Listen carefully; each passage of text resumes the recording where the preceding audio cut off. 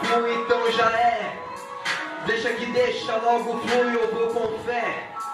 A distância é absurda, meu coração de pedra, mas eu dobro meu joelho e te digo, pai, quebra cada passa que dado, uma renúncia ao pecado. O pai me diz, tá perdoado, o diabo diz que tô errado. Sempre foi assim lá no jardim e sempre será. Serpente jogando verde pra tentar nos enganar. Papai me ajuda, me pega pela mão, não permita que eu ande sempre pela contramão. Então, eu vou de boa na levada, preciso te encontrar. Você me deu tua espada e ela começa a cortar. Quando me diz, filho, vai, não peques mais, mas eu insisto no meu erro e dou um passo para trás. Aquele que não tem pecado, atire.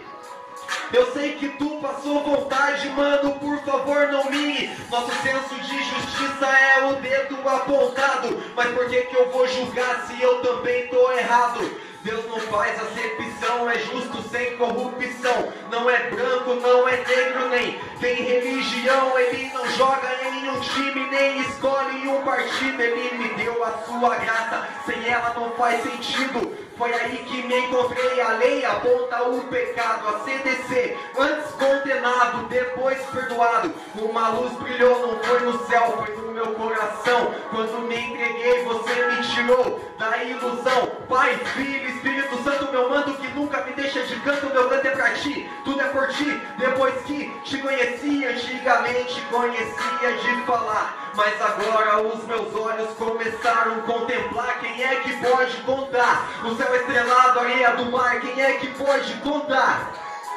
Quem? Você é muito pequeno, mano. Eu viajei.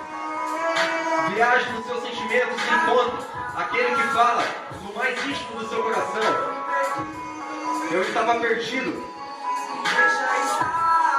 Muitas vezes nós não ligamos quando estamos perdidos. Mas Deus amou o mundo de tal maneira que enviou o seu único filho para todo aquele que nele crê não pereça, mas que tenha a vida eterna. Amém. Glória a Deus. Obrigado, Pai.